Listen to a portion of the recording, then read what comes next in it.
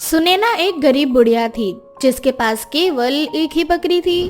वो अपनी बकरी से बहुत प्यार करती थी क्योंकि मरने से पहले उसके पति ने उसे शादी की सालगिरह में ये बकरी गिफ्ट के तौर पर दी थी। और खुशी की बात तो ये थी कि उसकी बकरी माँ बनने वाली थी। अरे मेरी प्यारी बकरी, अगर तू खाना नहीं खाएगी तो अपने बच्चे का ख्याल कैसे रखेगी। तू अब माँ बनने वाली है और मैं पहले से ही एक माँ हूँ, इसलिए मैं अच्छे से जानती हूँ कि ऐसे समय में तेरा कितना मूड बदलता होगा। पर कोई बात नहीं, मैं हूँ ना। अब तेरे साथ साथ तेरे होने वाले बच्चे का भी ख्याल मैं ही रखूंगी, इसीलिए तुझे सबसे पहले खाना खाना पड़ेगा। अब क्या मैं ही करती रहेगी या इसे खाएगी भी? देख, मैं अभी अपने बेटे राज को फटकार लगाकर आ रही हूँ और जब तक मैं उसे फटकार लगाकर आऊँ तब तक तू अपना सारा खाना खा लेना, ठीक है ना? राज सुनैना का इकलौता बेटा था। सुनैना जितना प्यार अपनी बकरी से करती थी उतना ही प्यार अपने बेटे राज से भी। राज की उम्र शादी के लायक हो चुकी थी, पर अब तक राज कोई काम नहीं कर रहा था और सुनैना को यही चिंता सता रही थी। राज बेटा, तू कब समझेगा? तू हमेशा आवारा लड़कों के साथ यहाँ वहाँ घूमता रहता है। अरे अब तू बड़ा हो चुका है और तेरी माँ बुढ़िया हो गई है और मेरी इन बूढ़ी हड्डियों में इतनी ताकत नहीं है कि मैं दिन रात काम करती रहूं। अब तो हमारी बकरी भी माँ बनने वाली है और मेरे पास और ज्यादा काम हो चुका है। माँ, तुम्हें लगता है कि मैं आवारा लड़कों के साथ केवल घूमता रहता हूँ, पर ऐसा नहीं है। मैं तो काम की तलाश में ही रहता हूँ, पर मुझे काम ही नहीं मिल रहा। अगर तू सच में काम करना चाहता है तो ठीक है, कल मैं सरपंच जी से बात करूंगी। उन्होंने मुझे बताया था कि तेरे लायक उनके पास कोई काम है। अब सुनैना राज के लिए काम ढूंढ लेती है। अब ना चाहते हुए भी राज को काम करना पड़ता है। काम करने के साथ ही राज के कंधों पर घर की जिम्मेदारियां भी आ जाती है। अब राज पहले से काफी सुधर जाता है। ये सब देखकर सुनैना को बहुत अच्छा लगता है और एक दिन गांव के बूढ़े चाचा सुनैना से मिलने उसके पास आते हैं। अरे सुनैना बिटिया, अब किस चीज का इंतजार है तुम्हें? अब कब कराओगी राज बिटवा की शादी? बस काका, जैसे ही कोई सुंदर सुशील लड़की मिलेगी मैं अपने राज का हाथ पीला कर दूंगी। अगर आपकी नजर में कोई ऐसी लड़की है तो आप मुझे बताइए, मैं अपनी राज की शादी उसी लड़की से करवाऊंगी। वैसे भी मेरी बकरी माँ बनने वाली है और मेरे घर में बहुत सारा काम है। मैं बूढ़ी अकेली इतना सब कैसे कर पाऊंगी? मेरे घर में अगर बहू आ जाएगी तो मेरा थोड़ा हाथ बटा देगी, वो मुझे थोड़ा आराम मिल जाएगा। अरे सुनैना बिटिया, मेरी नजर में करिश्मा नाम की एक बहुत ही सुंदर और सुशील लड़की है। बस उसी के रिश्ते की बात करने के लिए मैं तुम्हारे पास आया था, पर तुम्हारी बातों से तो ऐसा लग रहा है कि तुम पहले से ही प्लान बनाकर बैठी हो कि लड़की मिलते ही राज बेटे की शादी तुरंत करवा देनी है। अब क्या था, अब राज सुधर चुका था और सुनैना की नजर में करिश्मा नाम की बेहद ही सुंदर और सुशील लड़की उसे मिल चुकी थी। अब बिना कोई देरी करे सुनैना राज की शादी करिश्मा से करवा देती है। शादी के बाद कुछ दिनों तक सब अच्छा चल रहा होता है। करिश्मा भी अपनी सास और घर का बहुत अच्छे से ख्याल रख रही होती है। ऐसे ही एक दिन, बहू, मैंने तेरे बारे में जितना सुना था ना, तू वैसी ही गुनी है। मेरे घर को तूने बहुत अच्छे से संभाला है। बस मैं तुझसे एक और विनती करती हूँ कि तू अब मेरी बकरी को भी अच्छे से संभाल ले। क्या बकरी? हे माता रानी, अब ससुराल में इस बुढ़िया के साथ साथ इस बकरी को भी संभालना होगा क्या? मुझे जानवरों से कितनी घिन आती है। कहाँ फंस गई तू करिश्मा? अच्छा, तो तू यही सोच रही है ना बहू कि तुझे इस घर में आए हुए 1 हफ्ते हो गए लेकिन तूने अभी तक बकरी नहीं देखी। तूने बकरी इसलिए नहीं देखी बहू क्योंकि मैंने बकरी को घर के पीछे बांध रखा है। क्योंकि हमारी जो बकरी है ना वो गर्भवती है, इसीलिए मैंने उसे उसके छोटे घर में रख रखा है। और मेरी बकरी का आखिरी महीना चल रहा है। ऐसे समय में बकरी का बहुत ख्याल रखना पड़ता है। समझ आया तुझे? और मैं नहीं चाहती कि मेरी बकरी को किसी की नजर लगे, क्योंकि तू तो जानती है शादी ब्याह का घर था और ना जाने कितने लोग घर में आए थे। अगर किसी की नजर लग जाती मेरी बकरी को तो इसलिए मैंने उसे घर के पीछे उसका एक छोटा सा घर बनवा दिया और उसी में अपनी बकरी को बांध दिया। चल बहू, मैं तुझे अपनी बकरी दिखाती हूँ। इस तरह से सुनैना करिश्मा को बकरी के पास ले जाती है। जैसे ही करिश्मा बकरी के घर में जाती है, वहाँ की गंदगी और बदबू देखकर उसका दम घुटने लगता है। हे भगवान, ये कितनी बदबू आ रही है। बकरी की बच्ची ने तो हर जगह पोटी कर रखा है। पैर रखूं तो कहाँ रखूं? ऊपर से ये मक्खियाँ परेशान करके रख दिया है। ये है हमारी बकरी, अब तुझे ही इसका ख्याल रखना पड़ेगा। समय पे इसको खाना खिलाना है, इसके घर की सफाई करनी है और जब इसका बच्चा हो जाएगा तो तुझे इसका दूध भी निकालना है। जी माँ जी, करिश्मा सुनैना से कह देती है कि वो घर का और बकरी का अच्छे से ख्याल रखेगी, पर करिश्मा ऐसा नहीं करती और सुनैना के काम पर जाते ही घर का काम खत्म करके आराम से लेट जाया करती और बकरी को उसकी हालत पर छोड़ देती। ऐसे ही कुछ दिन बीत जाते हैं और सुनैना जब देखती है कि करिश्मा ने बकरी का जरा भी ख्याल नहीं रखा तो उसे अपनी बहू पर बहुत गुस्सा आता है और वो अपनी बहू को बकरी के पास ले जाकर वहाँ की गंदगी उसे दिखाती है। बहू, मैंने तुझे बताया था ना कि मेरी बकरी माँ बनने वाली है, लेकिन फिर भी तूने उसे खाना नहीं दिया। अगर मेरी बकरी को और उसके बच्चे को कुछ हो जाता तो? सुनैना अपनी बहू को सुना ही रही होती है कि तभी बकरी दर्द में तड़पने लगती है। बकरी को दर्द में तड़पता देख सुनैना बकरी का ख्याल रखती है और बहुत जल्द बकरी एक बकरे को जन्म देती है, जिसके बाद बकरी का काफी दूध होता है और अब सुनैना अपनी बकरी का खुद ही ख्याल रखने लगती है। मोहन अपनी 3 बेटियों के साथ भीमपुर के एक छोटे से गांव में रहा करता था। मोहन की तीनों बेटियां बहुत ही ज्यादा सुंदर थी, जिस कारण गांव में आए दिन कोई न कोई उसकी तीनों बेटियों के ऊपर अपनी बुरी नजरें रखता था, जिस कारण मोहन को अक्सर अपनी बेटियों की शादी की चिंता सताती थी। मोहन सोचता था कि वह किसी तरह से अपनी बेटियों की शादी करवा दे ताकि कोई भी उसकी बेटी के ऊपर अपनी बुरी नजरें ना रख पाए। मोहन की पहली बेटी का नाम नेहा था, दूसरी बेटी का नाम ज्योति था, तीसरी बेटी का नाम पीहू था। ऐसे ही एक दिन मोहन की तबीयत बहुत ज्यादा खराब हो जाती है। तीनों बहनें अपने पिता की तबीयत को देखते हुए अपने पिता से कहती हैं, पिताजी, आपकी तबीयत बहुत ज्यादा खराब है, आज आप काम पर नहीं जाओगे। आज हम तीनों बहनें ही मेहनत मजदूरी करके जो आप रोज पैसा लाते थे वो हम लाएंगे। नहीं नहीं, तुम तीनों कहीं नहीं जाओगी, मैं जाऊंगा काम करने के लिए। अभी मैं इतना बुरा या बीमार नहीं हुआ हूँ कि मेरे जीते जी तुम लोग मेहनत और मजदूरी करोगी। पिताजी, ये आप कैसी बातें कर रहे हैं? आपने हमें इतना बड़ा क्यों किया? इसी दिन के लिए कि आप बीमार रहे और हम घर पर आराम करें? नहीं नहीं, आप कहीं नहीं जाएंगे। हम तीनों बहनें मिलकर मेहनत मजदूरी करके पैसा कमाएंगे। तुम तीनों को एक बार में कोई बात समझ नहीं आती क्या?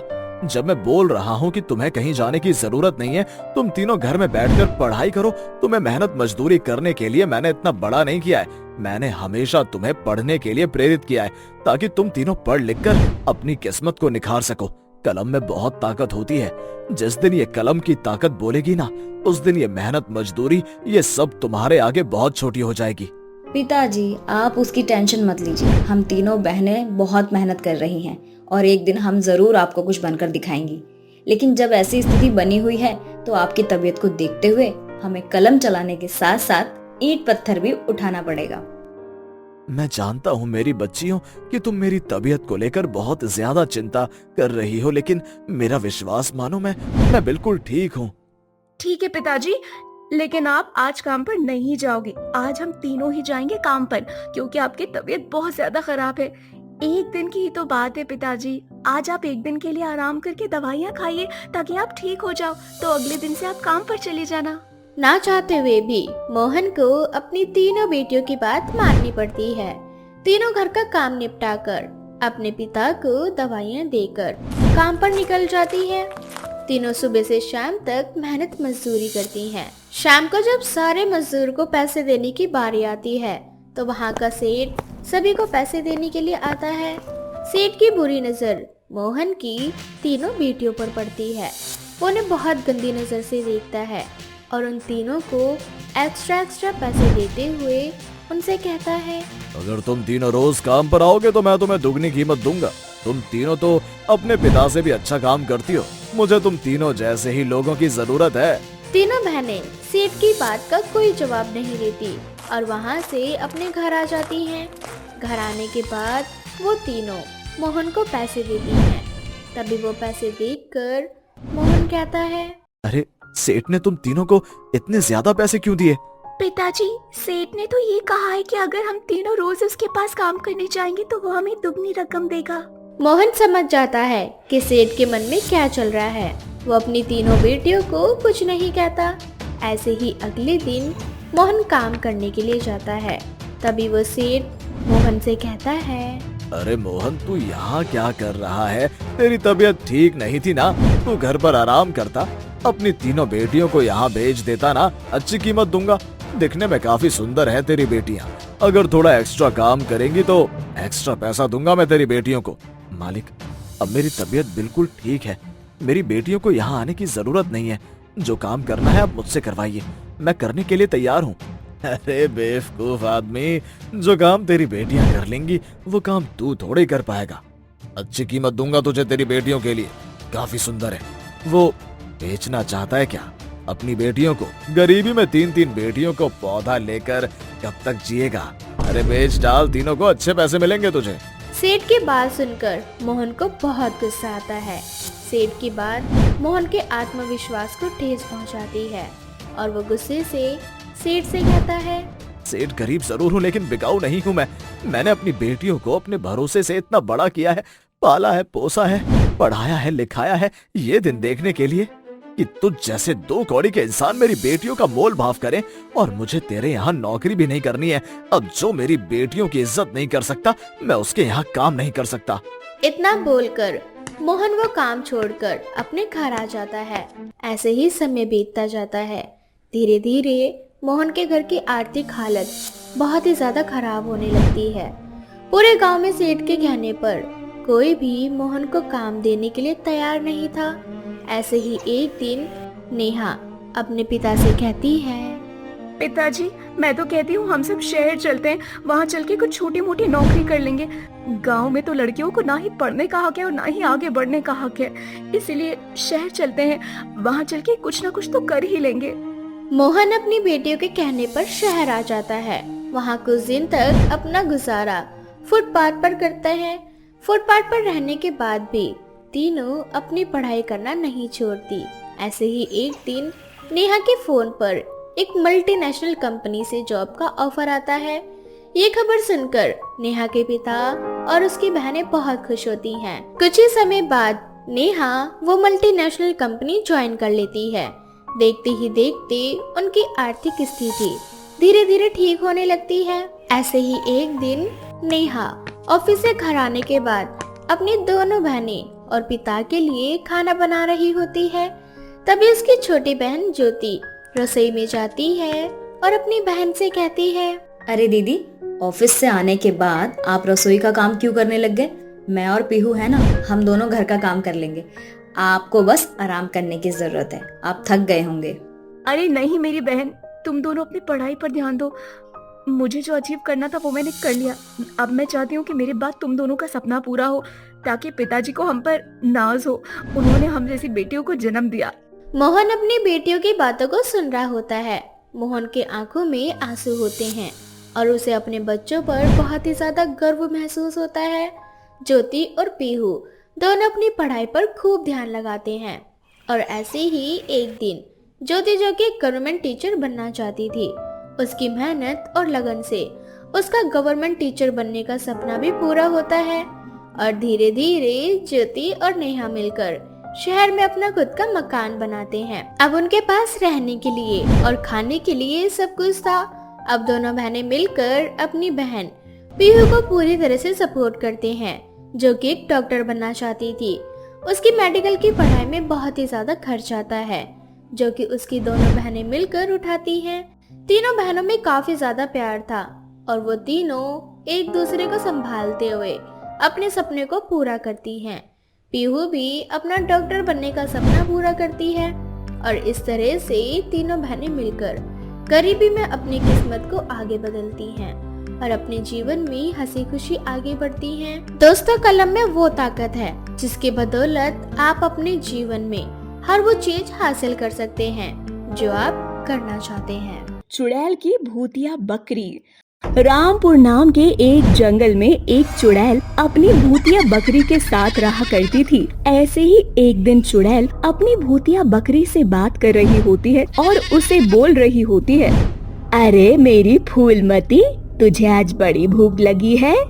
हाँ चुड़ैलों की रानी, और मैं रोज एक एक शिकार करके थक गई हूँ, ऊपर से आज एक भी शिकार नहीं मिला।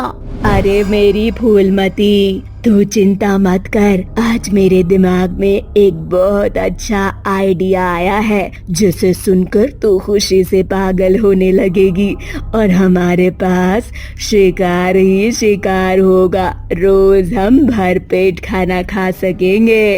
अच्छा, सच में? अगर ऐसा है तो मुझे भी बताओ, आखिर कौन सा आइडिया चल रहा है हमारी चुड़ैल रानी के दिमाग में? मैं सोच रही हूँ मैं एक गरीब दुखियारी औरत बनकर तुम्हें अपने साथ गांव में ले जाऊं और तुम्हें किसी के हाथों बेच दूं, और जिस घर में तुम रहोगी वहाँ देखेंगे हम कितने लोग हैं। अगर ज्यादा इंसान हुए तो हम एक एक करके उन्हें मार कर खा जाएंगे, और कम हुए तो हम एक ही बार में उन्हें मार कर खा जाएंगे, और फिर अगले दिन ऐसा ही करेंगे और गांव में अगले शिकार को ढूंढेंगे। इस तरह से हमें ज्यादा मेहनत नहीं करनी पड़ेगी और शिकार खुद हमारे पास चलकर आ जाएगा। ये तो बहुत अच्छा आइडिया है, क्यों ना फिर इस काम को हम अभी से ही करना शुरू कर दे। वैसे भी मुझे बहुत भूख लगी है, रात भी होने वाली है।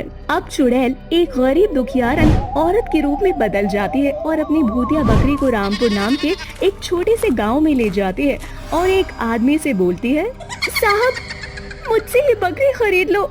आप मुझसे मेरी बकरी ले लोगे तो उनसे मिले पैसों से मैं अपने बच्चों का पेट भर पाऊंगी। साहब प्लीज मना मत करना, मेरी बकरी बहुत दूध देती है और आपको तो पता है बकरी का दूध कितना महंगा है, और मैंने सुना है कि अभी डेंगू भी चल रहा है। ऐसे में तो बकरी का दूध और भी ज्यादा फायदेमंद होगा। साहब देखो, मना मत करना, प्लीज मुझसे मेरी बकरी ले लो ना। अरे मुझे वैसे बकरी तो लेनी नहीं थी, पर तुमने अपनी इस बकरी की इतनी सारी गुणवत्ता बता दी है कि अब मैं सोच रहा हूँ कि तुमसे तुम्हारी इस बकरी को खरीद ही लूं। इसमें मेरा तो नुकसान होना ही नहीं है, उल्टा मेरा और फायदा ही हो जाएगा। चलो मैं तुमसे तुम्हारी ये बकरी ले लेता हूँ। आपका बहुत बहुत शुक्रिया साहब, जो आपने मुझसे मेरी बकरी लेने की सोची। फूलमती, अब तुम्हारे मालिक हैं ये, तुम्हें इनका अच्छे से ख्याल रखना है और इन्हें ढेर सारा दूध देना है। अच्छा फूलमती, अब मैं चलती हूँ, ठीक है? चुड़ैल अपनी भूतिया बकरी उस आदमी को बेचकर चली जाती है। वो आदमी उस भूतिया बकरी को अपने घर ले जाता है, जहाँ उसकी बीवी बकरी को देख अपने पति से बोलती है, अरे ये किसकी बकरी उठाकर ले आए हो? उठाकर नहीं लाया हूँ, खरीद कर लाया हूँ। अब ये बकरी हमारी है। क्या? अरे मैं तुमसे पूछती हूँ, तुम्हें बकरी खरीदने की ऐसी कौन सी जरूरत आन पड़ी थी जो तुमने ये बेमतलब की बकरी ले ली? अरे भाग्यवान, ये बकरी बड़े काम की है। ये बकरी दूध देती है और तुम्हें तो पता है कि बकरी का दूध कितना महंगा बिकता है। आरी बकरी का दूध गाय भैंस के दूध से भी ज्यादा महंगा बिकता है। सोचो, अगर हम इस बकरी का रोज दूध निकाल कर बेचेंगे तो हमें कितना फायदा होगा और इस बकरी से कितना पैसा कमा पाएंगे। बात तो सही कह रहे हो। अच्छा ये सब छोड़ो, आप पहले खाना खा लो, जब तक मैं इस बकरी का दूध निकाल लेती हूँ और कल सुबह जाकर ही इस दूध को बेच दूंगी। इतना बोलकर उस आदमी की बीवी अपने पति को खाना देकर बकरी का दूध निकालने के लिए चली जाती है। जैसे ही वो बकरी का दूध निकालती है, वो देखती है कि बकरी के दूध की जगह पूरी बाल्टी खून से भरी हुई है। ये देखकर वो बहुत ज्यादा डर जाती है और अपने पति को आवाज देती है, अजय सुनते हो, जल्दी से बाहर आओ, ये बकरी दूध के बदले खून दे रही है। ये कैसी बकरी उठाकर लाए हो जी? अरे भाग्यवान, ये तुम कैसी बात कर रही हो? एक बकरी खून कैसे दे सकती है दूध की जगह?